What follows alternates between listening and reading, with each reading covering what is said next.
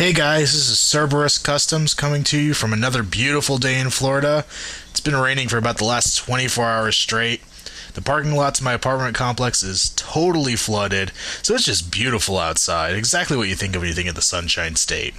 But anyway, this is an update on the Part 8 Jason for Horror Figs Fan. He's about, I'd say, 95% done right now. I still have a couple little things I need to finish up, mostly accessories and things like that, and a couple little paint touch-ups, but I'm really excited about how he's turning out, and I don't think I've done a video of him since I was showing him being sculpted, so I figured I'd just go ahead and put up a video now, and maybe I'll do some extra shots and stuff whenever he's totally finished. But as you can see, I got him holding the harpoon that I think he kills the first mate on the boat with. This isn't something that Horrorfigs Fan asked for, but I figured I'd throw it in because I kind of got an idea for it, and I think it came out pretty nice. Actually, has a wooden handle and some twine here for the rope on it. I think it's kind of cool. It's a little bonus in there. But let me get this out of his hands real quick. Unfortunately, his hands are grasped on, pretty much closed. You can pry it out, but it's a little easier just to take I say it's easier as I can't manage to do it on camera, but you take the twine off and just slide it out of his hands. But, as I said, he's pretty much totally painted up. Got all the nasty, gnarly details on him. You can see the exposed flesh here in the leg. I mean, it's kind of a pain to do this figure. Not a pain, but it's actually kind of boring to do this figure paint-wise because he is very black in the movie, and there's really not a whole lot to work with from film stills. But what I've done is I kind of I don't even know if it'll pick it up on camera at all. Let's see how close I can zoom in here, but I don't think my lighting's good enough, and it's been raining, like I said, so there's no natural light to view him in right now. But I did kind of a blue and a purple mixed in with the black. It kind of looks like an oil spill to me a little bit. Now from a distance, from any distance, and in most lightings he looks black, but if you get close in there, there's a little extra detail in there, and just to make it not such a drab paint job.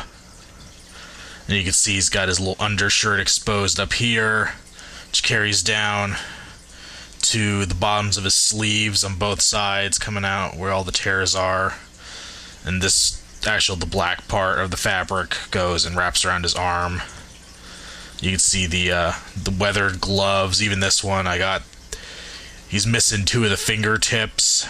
You can see it, I think, only in one little scene when he's grabbing onto the railing of the first little boat. You can see he's missing the fingertips on his gloves. And there's the hole in the back there. Big hole in the shirt. Ripped pocket. Little teeny tiny hole in the back there. One of my things I'm most proud of is the shoes. I got a little nice mud effect on them. Normally when I do these for myself, I really don't care about the shoes that much, so I never really mess with this part. But since it's for a commission, I've actually spent a little more time on it than I do for my own collection. And since there's really kind of hard, there's really not much New York in that film, I decided to give it a little touch of at least my own personal experiences of walking around in big cities. And I don't know if you can see it there, he's a little gum on the bottom of his shoe sculpted on there. That all seems to happen to me when I go to a place like that, so I figure there's a little touch for nobody's ever really going to see anyway. The mask is still... Oops, sorry about that. The mask is still a little bit of a work in progress. Oops. I haven't finished up the straps or anything, and if you can see, it's just the back strap here right now. And I haven't put the metal pieces on yet. So I still gotta do that, and the top piece is missing right now. But that's a rough idea of what the mask is gonna look like. I'm also gonna black out the eyes for him, like they are in the movie. Which is actually funny, because I was looking through the stills that I took from the movie the other day, and there's a lot of points where you could see Kane Hodder pretty clearly through the holes in the mask. The eyes are blacked out, but all these little tiny holes you can see, it's definitely not a deformed person under that. And take off the mask. And there is the goofy freaking face of evil / crying for mommy in the abandoned sewers full of toxic waste. Oops, zoomed the wrong way there. I'm really happy with how the face turned out. I think it looks really cool.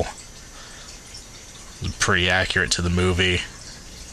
I don't know if I pointed this out, but my girlfriend sculpted the mouth here. This part here, there actually is space behind it.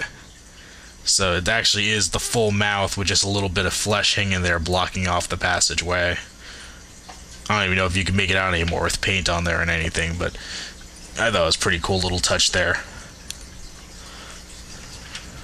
I don't know, I'm almost kind of disappointed that I'm guessing this will probably be displayed with the mask on for the most part, because I'm really thinking that head underneath looks pretty cool now. But I'll finish up the mask, make it look just as good, so it'll be good either way. And accessory-wise, let me zoom out again. It's got the axe. I think I've showed this off before. And the other ones are not quite finished yet, but I should have them done, oops, probably by tonight, if I don't break everything. No, it's all sturdy, it's not gonna break.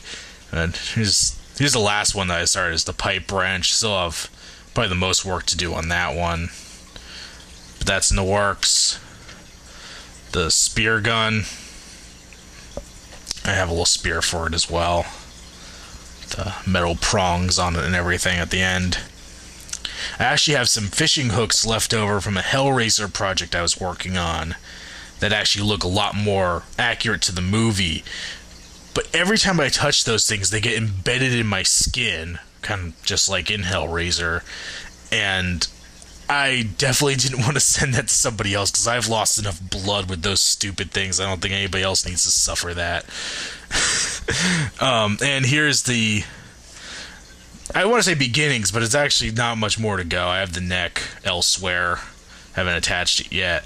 But the guitar that he bashes the girl in the head with. So those are all in the works. I don't foresee it taking me more than maybe a day or two at the most to get it all together, ready to go, shipped out, all that fun stuff. So that is coming soon, Horrorfix fan.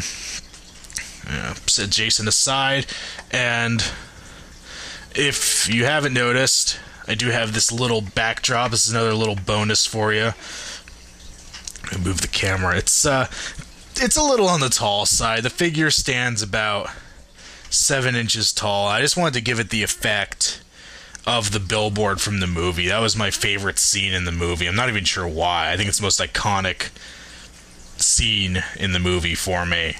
So I just tried to recreate that. This is just a enlarged still from the movie on cardstock and a wooden frame. And the nice part about it is that for shipping and storage or any of that fun stuff, it actually comes apart really easily. It stays up pretty well on its own. But all you gotta do is turn it over, and there are these little holes right there that these pieces peg into for the back stands. So it just comes, I want to say comes right off, but now of course it's fighting me. I think the paint was a little wet when I put it in there, but once I get it out, that won't be an issue.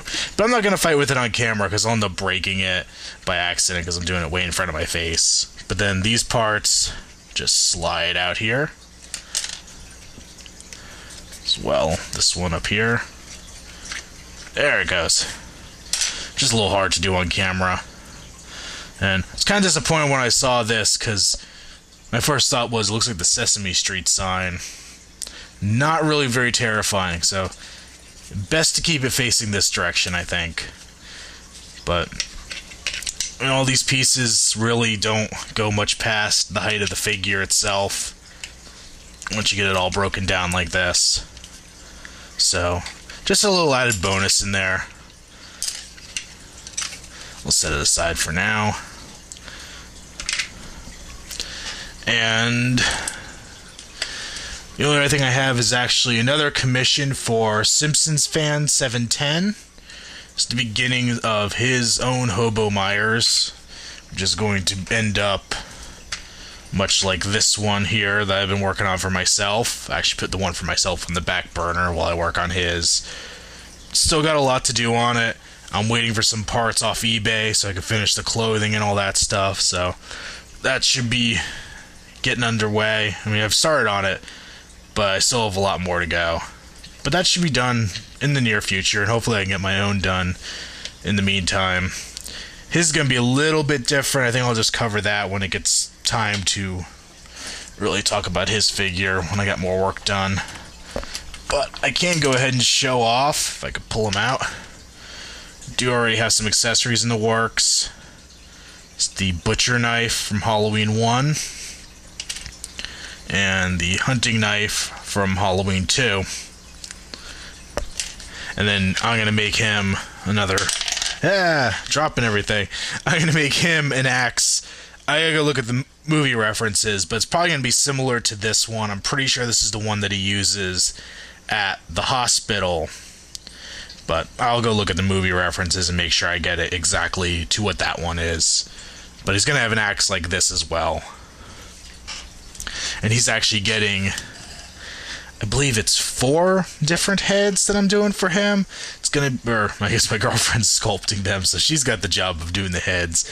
But the Hobo Myers head, I think Unmasked, Bloody Myers, and the one from Halloween 1. So he's going to have kind of a super change-out, ultra Rob Zombie interchangeable figure of Doom going on here. So that should be pretty cool once it's all set up and finished. So I'll keep you guys updated on that one as well.